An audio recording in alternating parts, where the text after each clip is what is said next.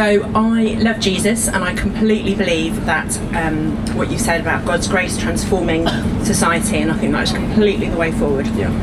That is my heart for our city. I am just wondering what the point is of including the Crusades were justified on your notice board, and I wonder how acts of extreme violence could ever be kind of sit comfortably with followers of Jesus who gave himself to extreme violence. Yes, that's a good question.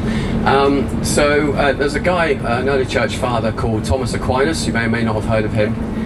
Because of things like the Crusades, they had to look at biblically, is there such a thing as a just war for Christians? You know, when is it right to turn the other cheek, and when is it right to defend your people or defend your nation and stuff? And so looking at things like the Old Testament, you know, people like King David and various other people, where there is a time where there is warfare. Let's not remember in the book of Revelation when Jesus returns, he comes on a war horse and he tramples the nations and with his holy ones, exacting vengeance upon the earth.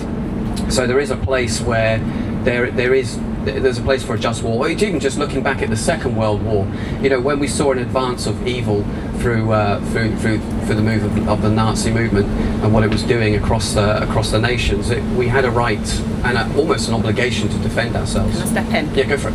So I think there's a really big difference between a war that was fought because of a need to defend the weak and the vulnerable, which for me is what justifies the Second World War, and a war that was essentially about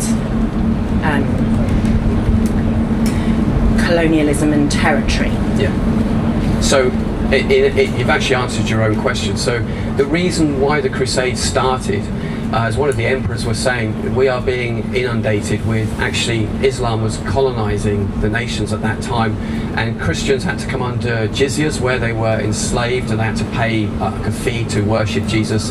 Churches were being ransacked, people were being raped and pillaged and so on. It wasn't all like that every day. I mean, there were like outlines where they traded with each other, but that was the main concern. And to protect people in Christendom, they had to protect themselves. Can I just ask a question? I'm not familiar with what you're talking about in terms of when you just said about people had to pay a fee to worship. What country, what nation are you talking about? Under whose rule? So at this particular time, you're talking like Middle East and parts of Europe. So in Islam, if you want to worship another god apart from Allah, there's two things that you can do. You can either A, lose your head, or B, you can pay a jizya, which is like a tax, which is something similar that the Romans did.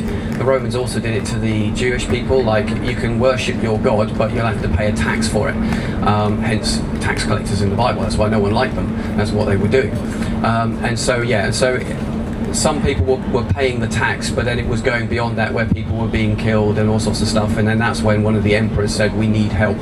And that was what not justified it, but that's what caused the Crusades to start, was defending people. So I haven't answered my own question, because my question was, how do we Yes. So my differentiation is between a war that is protecting the weak and the vulnerable, and a war that is about colonialism and patriarchy.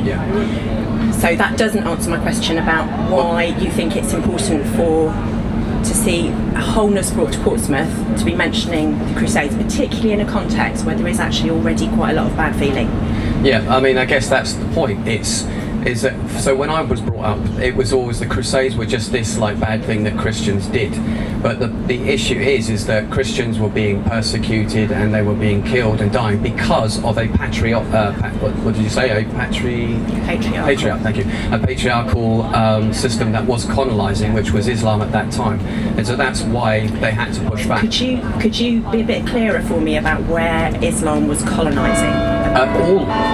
Well, for example, if you look at in Byzantine Christianity, so we're looking at places like Rome, we're looking at places across Italy, Rome, that part of Europe, then we're looking at the Middle East as well, hence the Al-Aqsa Mosque, the Dome of the Rock.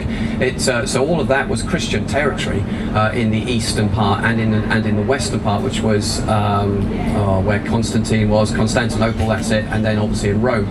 That Islam had managed to push right through all of those areas, and so it was the Christians that then pushed back against that. I'm not aware of there being a strong Islamic Islamic presence in Rome at any point?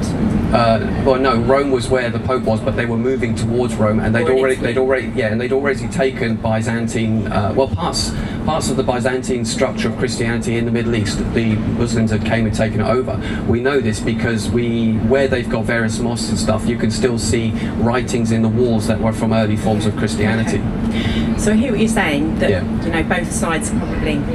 I suppose I come back to my initial point now, which is Jesus said, "Turn the other cheek." Yeah. Not quite sure how the Crusades were because an example of that, and I'm also not quite sure how they're relevant to today's, which is sort of where we came in, isn't it? Yeah, I mean the reason why that's there is to do what we're doing now, is to have a conversation.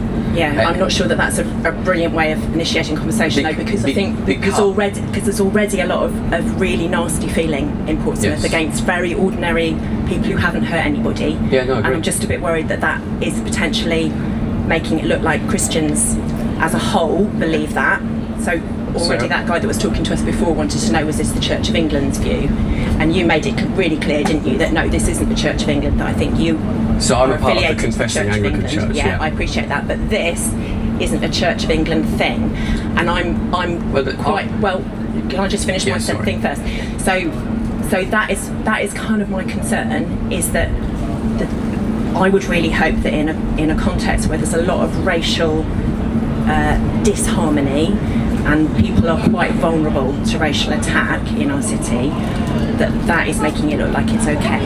Yeah, but of course what we have in our nation right now is that we have a political correctness that basically forces us not to talk about these particular issues, and that's part of what we're doing here today. We've had more immigration into Britain in the last, as you heard, in the last 25 years. Yeah, that's a problem. Okay, but I wasn't asking you about immigration. I was asking you about linking a specific act of, which you could argue is genocide, to... It's not genocide, because they were protecting their own people. We didn't go out there to kill lots of people needlessly.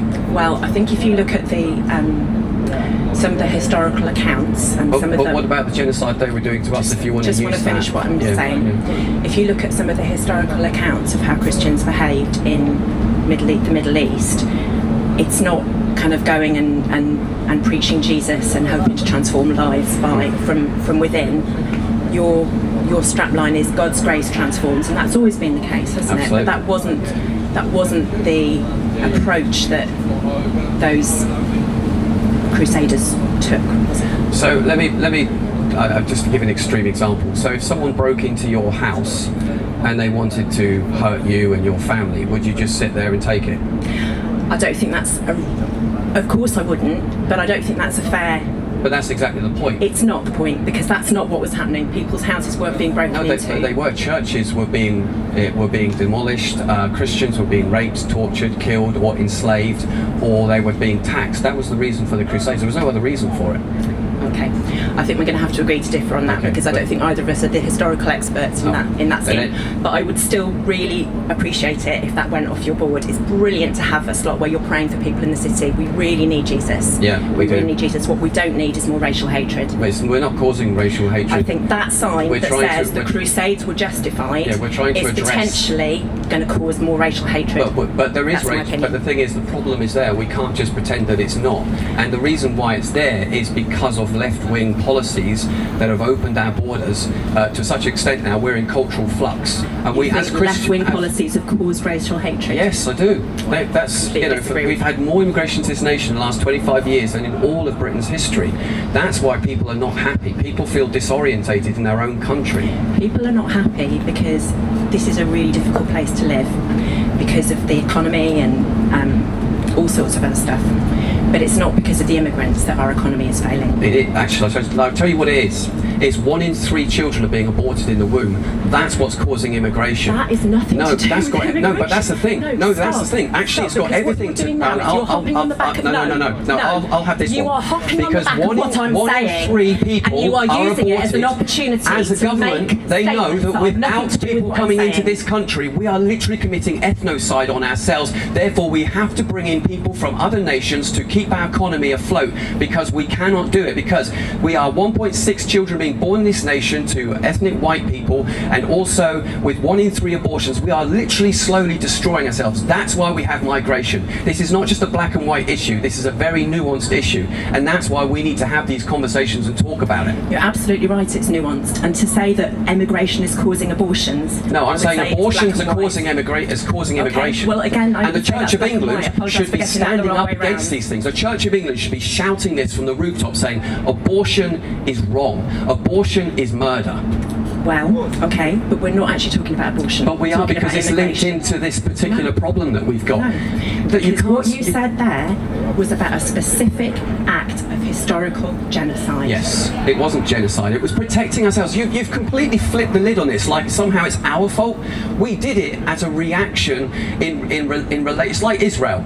It's like, oh, Israel's committing genocide. Why did they do what they did? They defended themselves. Why? Because they were attacked by Hamas. That's why they defended themselves. And every nation has a right to defend themselves, and that's basically what we're talking about here today. Okay. And as Christians, you can biblically justify that. So first of all, I've run out of time on my lunch break. Okay, I'm sorry. Second of all, I think, yeah, okay. God bless you. And you. I hope you have a really great day, and I hope that Jesus speaks truth to both of our hearts. Amen.